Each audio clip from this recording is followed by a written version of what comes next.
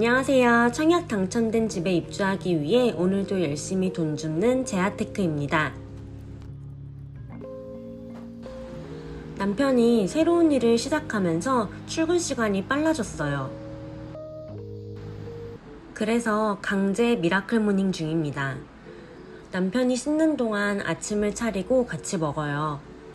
남편이 출근을 하면 조금 더 누워서 잘까도 생각했지만 이 시간을 어떻게 하면 더 잘 활용해 볼까 해서 설거지하고 청소기 밀고 회사 갈 준비를 마친 후 가계부를 정리해 두기 위해 노트북 앞에 앉았습니다. 정리하기 전에 감사하게도 유튜브 댓글이 달려 있어서 대댓글을 올리고 워런 버핏 할아버지 인터뷰도 봤어요. 최근에 미국 신용등급이 AA로 하락했는데 버핏 할아버지는 현금 보유량을 최대로 늘려두었다고 하네요. 이번 주엔 가계부를 정리해서 공유해보기로 했는데요. 제가 처음 가계부를 작성할 땐 가계부 어플을 사용해서 신용카드와 자산 정보를 연동해두고 사용했었어요. 그런데 자동으로 연동되니까 잘 보지 않게 되더라고요. 역시 저는 눈으로 보고 입으로 말하고 귀로 한 번 더 들어야 자각이 되는 사람인지라 가계부를 제가 보기 좋게 엑셀로 정리해서 사용하고 있어요. 우선 저희 집 대출을 한번 공개해 볼게요. 저희 집은 전셋집이라 전세 대출이 가장 많이 차지하는데 전세 대출과 아내의 신용 대출 그리고 마이너스 대출은 전부 전세금으로 이용이 되어서 전세 대출이 약 2억 6천 정도 되고요. 남편이 사업하면서 사용하게 된 사업 비용으로 남편의 신용 대출이 영업용 차량 대출을 포함해서 약 4천만 원 정도, 엄마한테 빌린 돈까지 해서 총 약 3억 3천만 원 정도가 저희 집 대출이에요. 한 달에 원리금으로 상환하는 고정 지출은 약 252만 원 정도인데요. 전세 대출은 만기 시 일시 상환이기 때문에 원금이 없고 차량용 대출 원금만 약 70만 원 정도를 납입하고 있어요. 저희 집 고정 지출 중에서 대출금 다음으로 가장 많은 부분이 보험비인데요. 보험비로 한 달에 약 67만 원 정도를 지출 중이에요. 기타 생활비로는 남편과 저의 통신비 그리고 각종 공과금이 약 47만 원 정도 되고요. 자동차세나 자동차 보험비를 따로 빼두고 있어서 55만 원까지 하면 고정 지출은 약 420만 원 정도가 되고 있어요. 7월 저희 집 목표 지출은 430만 원이었는데요. 7월달은 남편의 사업 시작으로 준비금이 필요해서 생활비로 충당을 했어요. 사기당하고 모아둔 돈이 없어서 사업자금이 따로 마련된 게 없었기 때문이에요. 그래서 남은 생활비가 마이너스 92만 1277원으로 또 실패했는데 만약 사업자금으로 추가 금액이 들어가지 않았다면 7월 목표 지출을 달성했을까요? 한번 확인해 보겠습니다. 노란색으로 표시된 부분이 사업자금으로 지출한 부분인데요. 그러면 총 92만 1972원으로 사업자금이 아니었다면 7월 목표 지출은 성공한 셈이었던 거죠. 그리고 이렇게 차트를 만들어서 한 달 지출이 어디에 가장 많이 사용되었는지 확인하면 시각적으로 한 번에 파악할 수가 있어서 너무 좋아요. 보험비로 왜 이렇게 많이 지출하냐고 생각하시는 분들도 계실 텐데요. 저희는 보험비를 나이가 들어서도 내고 싶지 않아서 20년 납 비갱신형으로 가입했더니 은퇴 후 보험비를 지출하지 않는다는 장점은 있지만 어릴 때 몰아서 내야 하기 때문에 보험비가 조금 비싸요. 돈을 모으고 부자가 되려면 보험 먼저 줄여야 한다는 말은 익히 들어서 알고 있는데 이미 10년 이상 납입한 것도 있어서 뭔가 아까운 느낌에 줄이는 게 쉽지가 않아요. 돈이 많다면 보험금 따위 넣지 않고 이 돈으로 투자를 더 해서 늘려나갈 테지만 투자는 항상 리스크가 따라오기 때문에 항상 벌 수 있다고 말할 수는 없거든요. 저 같은 서민들은 아프면 당장 수입이 없고 생활고에 시달릴 텐데 그나마 보험이 작은 희망의 불씨 같은 느낌이랄까요? 제가 진짜 돈 많은 부자였다면 보험은 가지고 있지 않았을 것 같아요. 가지고 있다면 실손보험 정도? 그리고 제가 가지고 있는 CI 보험의 경우 감액 완납 처리라고 해서 납입 기간이 일정 기간이 지나면 현재 납입한 금액까지만 보장을 받고 더 이상 보험비를 납입하지 않는 방법이 있어서 조만간 감액 완납을 하고 보험비 지출을 줄여볼 예정입니다. 저희 부부는 조금 더 벌기 위해서 부동산 공부를 하고 매주 임장을 하는데요. 이렇게 공부하고 있는 내용들을 블로그에도 공유하고 있어요. 그리고 매주 청약홈에서 신규 분양단지를 확인하고 관심 있는 청약 정보는 블로그에 정보를 남기고 있는데요. 이렇게 기록을 해두면 시세 파악에 대한 정보나 아파트 단지에 대해서 더 잘 기억에 남더라고요.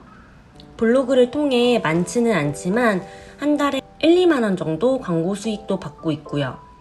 글을 쓰는 시간 대비 의미 있는 수입은 아니지만 공부가 된다는 것만으로도 꾸준히 운영을 할 수 있는 것 같아요. 요즘 저의 퇴근 시간이 많이 늦어져서 저녁 먹는 시간까지 늦어져 버렸어요. 남편이 삼겹살을 구워준다고 해서 열심히 퇴근하는 중이에요.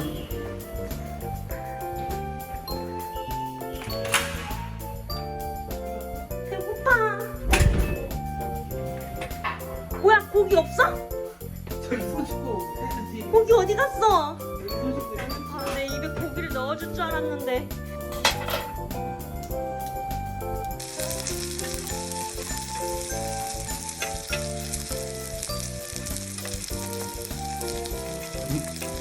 일구역이거든.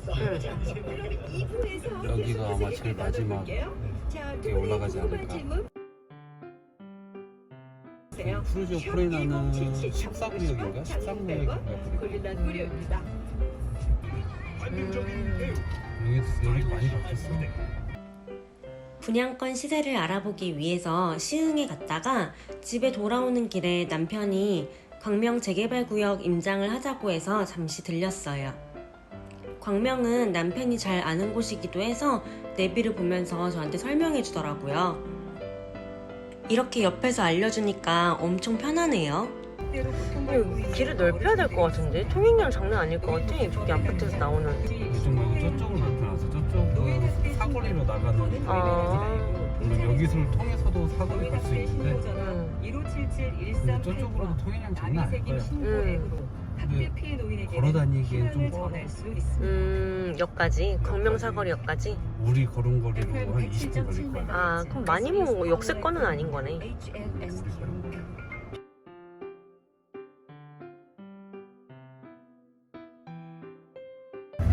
날씨가 너무 좋다. 아, 이런 날은 바닷가에 들거나 계곡에 들어가야 되는데 지금 임장을 하고 있네요. 광명은 서울과 바로 인접해 있는데요. 그 중에서도 철산역과 광명 사거리역은 7호선을 통해 강남까지 3-40분 정도면 도착할 수 있고요. 서울 지하철 승하차 인원 10위 안에 항상 드는 가산 디지털 단지가 바로 옆이라 날씨가 좋을 땐 자전거로도 출퇴근이 가능한 직주 근접이 가능한 지역이에요. 그런 광명 사거리역 주변으로 해서 광명 뉴타운이 재개발 중인데요. 서울이나 서울과 가까운 지역은 빈 토지가 없기 때문에 노후화된 지역을 재개발해서 개발하는 방법뿐이라 추후에는 재개발 입주권을 매수할까 하고 임장할 때 같이 보고 있어요.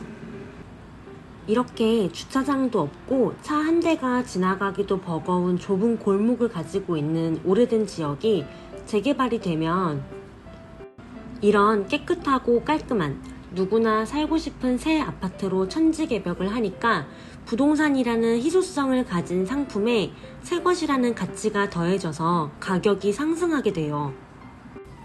지금 보시는 곳은 광명 뉴타운 재개발을 통해 2022년에 준공된 철산역 롯데캐슬앤 SK뷰인데요. 철산역과 가장 가까운 신축이면서 중고등학교가 단지 바로 앞에 연결되어 있어서 통학하기가 좋아요. 가장 중요한 초등학교는 다소 거리가 있지만 스쿨버스를 운영 중이라 오히려 더 편리하다고 하더라고요. 단지를 나오면 바로 앞에 철산 주공 13단지 아파트가 있는데 초등학교를 품은 소품화이자 안양천이라는 자연환경을 바로 옆에 두고 있는 아파트라 희소성이 굉장히 좋은 단지예요. 이 아파트의 외관은 관리가 잘 되어서 오래돼 보이진 않지만 1986년에 지어져서 저보다 나이가 많은 38살이나 된 아파트라 재건축을 위해 단지 곳곳에 정비계획 수립 동의서를 받고 있더라고요. 입지가 너무 좋고 동네도 조용해서 살고 싶은 아파트 중에 하나였어요. 이런 곳을 보면 빨리 더 벌고 더 모으고 투자를 잘해서 제가 가지고 있는 분양권보다 더 좋은 상급지를 가고 싶다는 생각이 커져요. 이렇게 오늘도 임장을 통해 동기부여를 받으면서 하루를 마무리했어요. 저희 부부는 이렇게 돈을 더 벌고 모으기 위해 노력하고 있는데 다른 부부들은 어떻게 재테크를 하고 계시는지 궁금해요. 댓글에 알려주시면 저희도 본받아서 조금 더 노력하고 같이 화이팅 할 수 있을 것 같아요. 저희 부부가 청약 당첨된 아파트에 입주하기 위해 돈을 모아가는 과정이 궁금하시거나 저희와 비슷한 상황이시라면 좋아요, 구독, 알림 설정하고 같이 돈 모으기 해요. 오늘도 돈 많이 줍는 하루 되세요. 빠잉!